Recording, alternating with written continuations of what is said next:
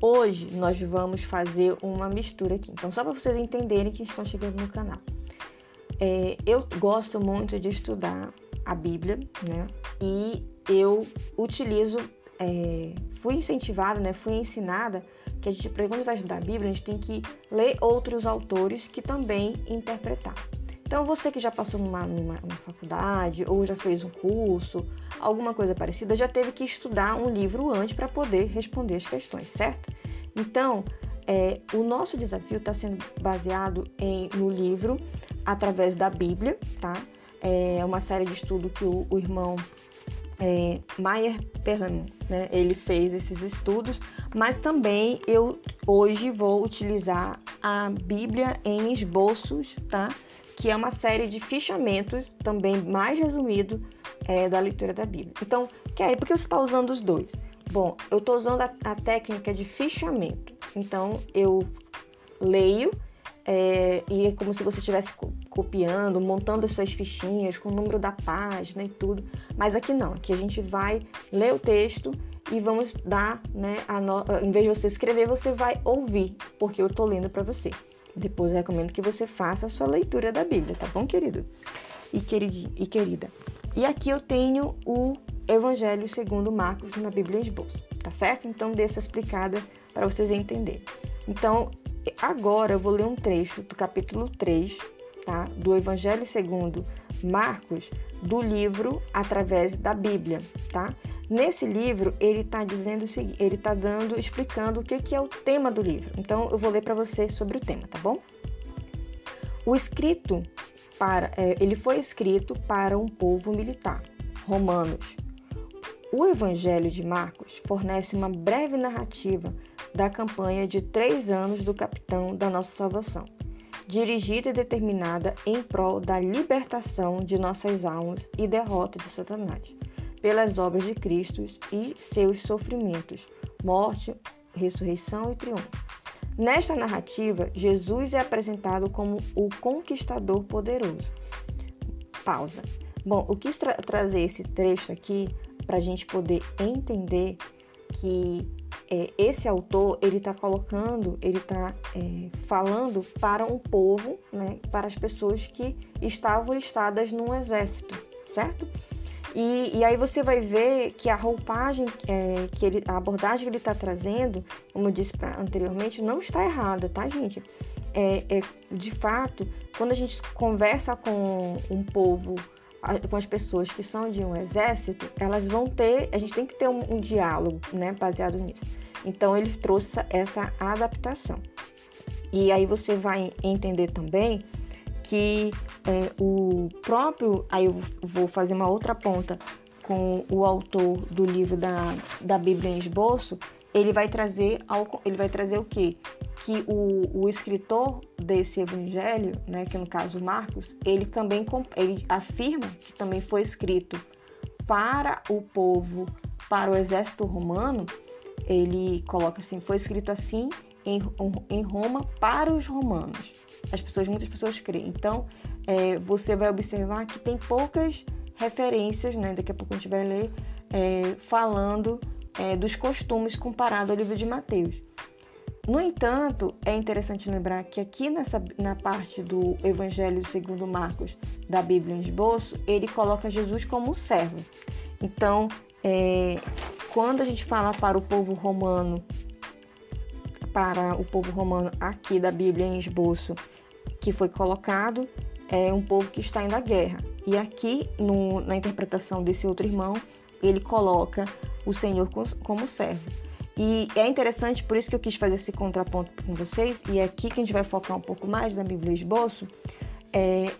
Vocês podem ler em Mateus 10:45, Marcos 10:45, que ele vai falar sobre o servo que nós precisamos ser, tá? E quando eu vou ler aqui para vocês, que diz assim, 10:45, porque o Filho do Homem também veio para ser servido, mas para servir e dar a sua vida em resgate de muitos.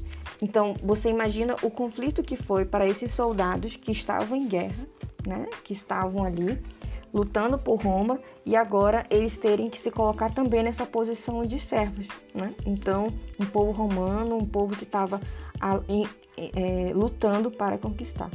E quando a gente fala sobre essa descrição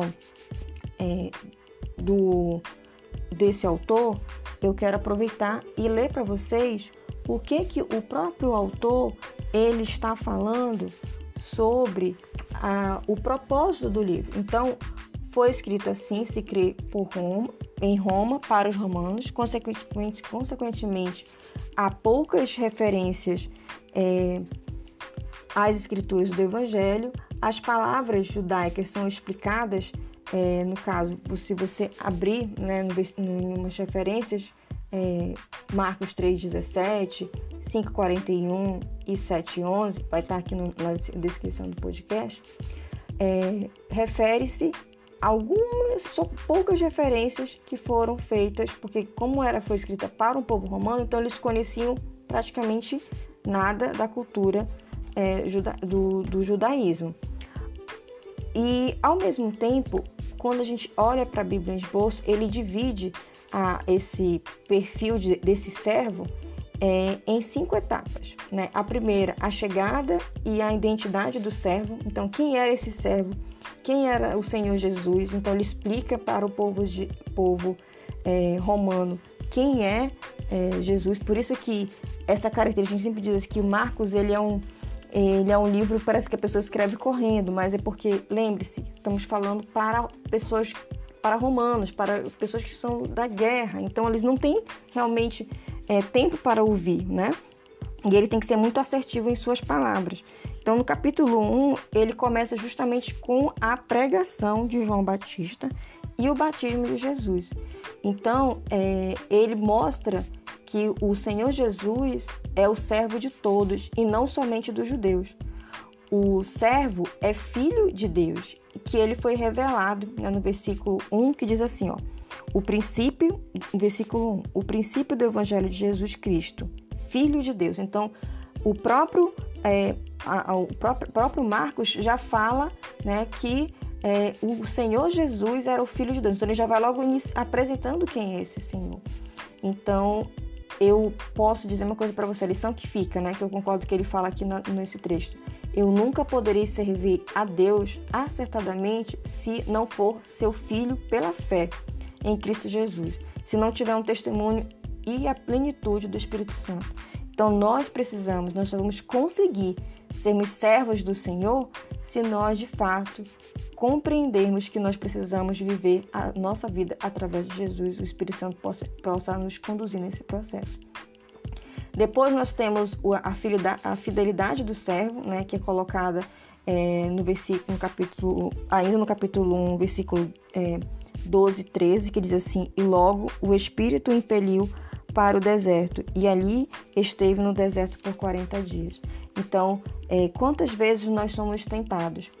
Então, ele deixa uma outra lição aqui, que eu tenho de ser leal a Deus e, pela sua graça, ter uma vida vitoriosa antes que eu possa ser realmente útil ao meu próximo.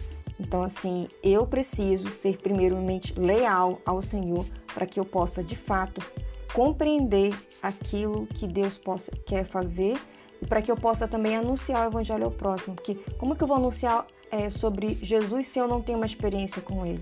Então, é isso que Marcos, aqui no livro de Marcos, está chamando a atenção dos romanos, que eles precisavam conhecer Jesus. E eu digo que dia após dia eu preciso também conhecer Jesus.